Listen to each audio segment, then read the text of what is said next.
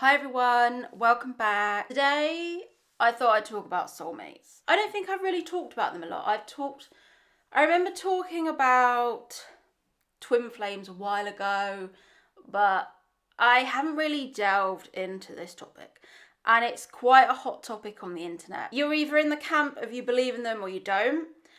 And I'm in the camp of I do believe in them, and I'm going to tell you why in this video. So what we need to do first is we need to drill down on where the term soulmate came from. When I was looking before to research this video, Google was suggesting two main topics. So the term soulmate first appeared in the English language in 1822 in a letter by poet Samuel Taylor Coleridge, who wrote, "In order not to be miserable, you must have a soulmate," which is really quite interesting because I didn't really know the origins of soulmate and I didn't know how far it went back. Apparently it also dates even further back to that. In Plato's Symposium, written about 1385 BC, there's a myth that Zeus split humans in half, creating both male and female counterparts.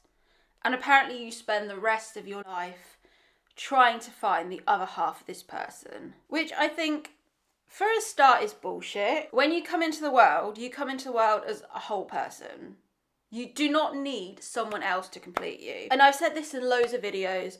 You do not need a man to complete you. Marriage will not complete you. Marriage will not make you 100% happy. Having children will not make you 100% happy. The way I look at it is if you find the right person, it's just going to add to it. It's just going to add to your life. I was listening to some John Gray stuff the other day, and I don't really fully believe in all his teachings, but what I took from his teaching is that he says a man should be dessert. It should just be the extra part on your life. It shouldn't just be that you go out there trying to find a man and this man is just going to complete your soul. And once you found that man, you're going to live a completely happy life for the rest of your life and you're not going to have any troubles because you've married and you've found the other half. I think if you go into it looking like that, you're going to fail straight away. When you find your eventual person, it makes your life happier. It's not everything. And that's what you should always go into relationships thinking. It should make your life happier. Anything that doesn't make your life happier, you shouldn't be in that relationship. I don't really believe in this ride or die, struggle, love kind of dynamic. I think a man should ultimately make your life happier. And if he doesn't, he's not the right person for you. And the more I've been delving into spirituality, people get the concept of soulmate completely wrong. They see it as in the other half to your soul, but it's not true. In reality, you can go through life having several soulmates.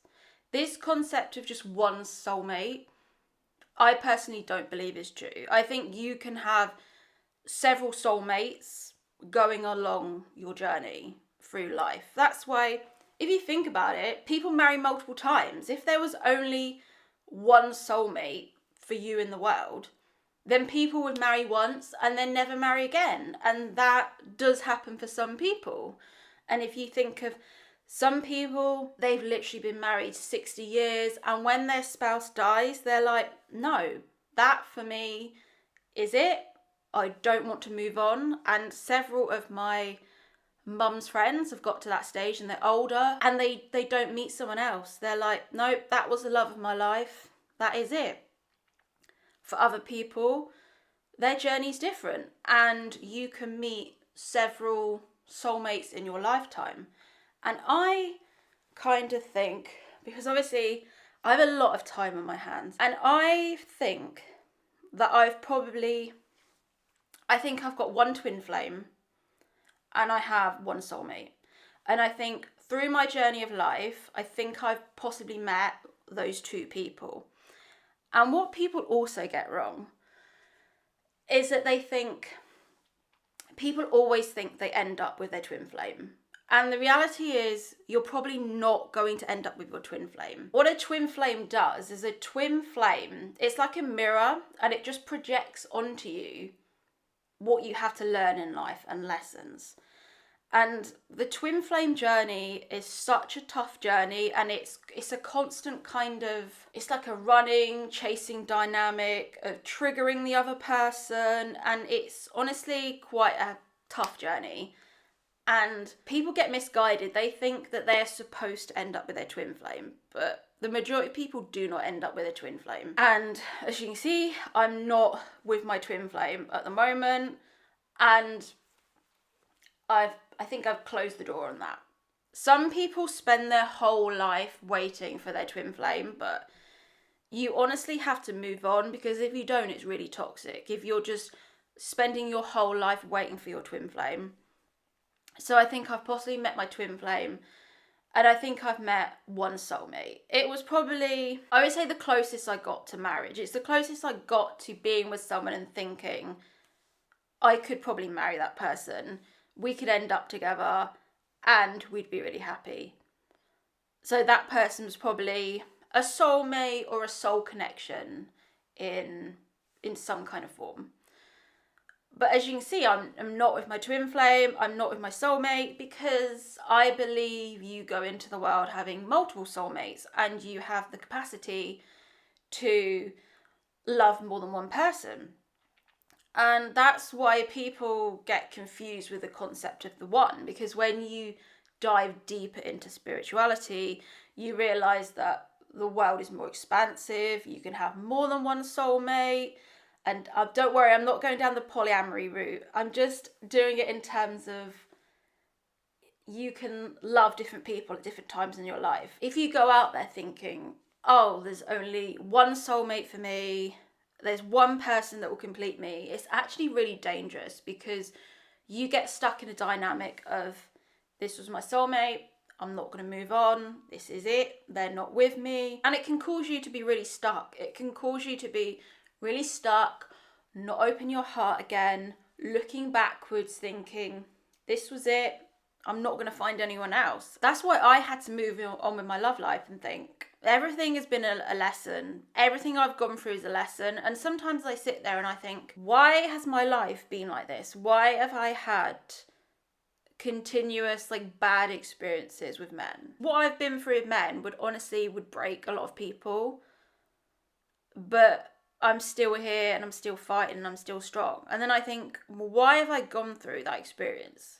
And the only thing I can think is that I'm just supposed to be doing this. I'm just supposed to be doing what I'm doing in some capacity. Because I've always sat and wondered and thought, why do some people meet their person at 25 and get married? And then why are there some people that get to their 30s and they haven't met their person? Why is that? Why do some people meet their person for other people? And the more I think about it, if you meet your soulmate too early on your journey, it means you can't evolve into the person you're supposed to be. And for some people, their journey is getting married young, having a lot of children, being a mum, and that is fine. But for other people, their journey is different and they're supposed to almost complete their mission. And every time I connect with someone that's vaguely spiritual, they always say to me, look, you'll meet your person when your channel blows up. Don't even worry about it. Your mission is your channel first. And then once your channel blows up, you'll meet your person. So stop worrying about it. Like I said before, you have to be on the same level vibrationally as your soulmate. And I've talked a little bit about shifting timelines in the 5D, but YouTube doesn't really like it because it's off the algorithm of what I usually do. So it doesn't tend to push it out there. But sometimes your soulmate is here and you're here. And the universe purposely holds your soulmate back so you can reach your full potential and get to here, and then it all aligns up. And it took me a while to realise this, because I was thinking, say in a parallel universe, I'd met my person at 28, I probably would have got married at 29 and had children. And there's absolutely nothing wrong with that, but I wouldn't be the person I am today. I wouldn't be a YouTuber, because I would have met that person, lived a life, had children, And there would always be something in the back of my mind thinking, yeah, I'm happy I've got kids and I've met my person, but there'd always be something niggling in the back thinking, I never became the person I was supposed to be. And that's why I believe more in timing now. And I believe more that my true soulmate, if you want to call it that, has been held back from me because I'm supposed to complete this mission first. And then once I complete the mission and get the traction that I need and I deserve, then I think it's all going to fall into place. I believe that the universe knows if I meet my soulmate, I will slow down. The universe knows that if I meet someone and fall in love, I'm not going to be as productive creatively, because it knows that I'm going to want that side of things, that relaxed side of things, and that's a bit chill and that's not as productive. So I think that's why my person hasn't been put in front of me, because I'm psychic enough to know that when I meet my person, I will know. And I've talked about how I'm a bit psychic before. So I know when I meet them, it'll just be like, yeah, you're the one. So I think I've been purposely held back from my soulmate so I can do this mission. And that will be the same for a lot of women here. And everyone's mission's different. It's just the fact that I've moved into a different energy now and I see myself as some kind of light worker, and I know my mission is what I'm doing. And I don't know if I'll put this in, I might cut this bit out, but I basically got a spiritual download. Well, I got several. Oh God, I don't know, it makes me really emotional talking about this, but I got a second download and it said, your job is that you're going to push people from the darkness into the light. And that's what it's all going to kick off. That's going to be your mission. I'm like, okay, let's get ready for this. This is going to happen. It's going to be big. If I met my soulmate before, that wouldn't have happened. And part of me thinks, well, okay, I get it, but why can't you just put that person there before, let me find that person now, and then that person can help me grow as a person and develop, and then I'll be happier and I'll get to my mission first. But then I was like, no, that's not how it works. You can't just ask for what you want. You know, I'm not really a manifestation person, and I think if people want to believe in it, that's fine if it brings people joy. But I've always been more of the person of, you need to work hard if you want anything. Like, fuck all these people telling you they work 4 hours a week. Like, that is a lie. Especially at the start, you're going to have to work harder than everyone else. You're not just going to be able to manifest whatever you want. And that was hard for me to realise, because I always thought I was one of these people that as soon as I wanted something, I could get it.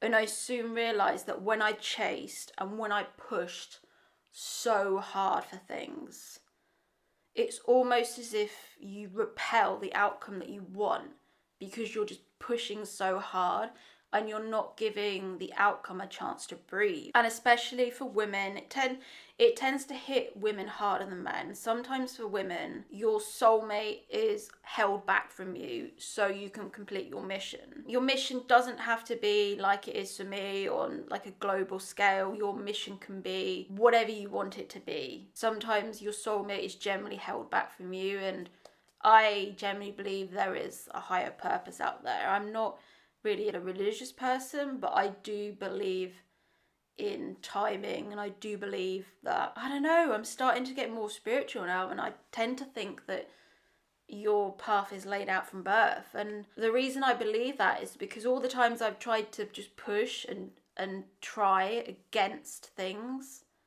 they haven't happened. So that's why I kind of think, no more pushing, no more chasing. You just can't chase for what you want.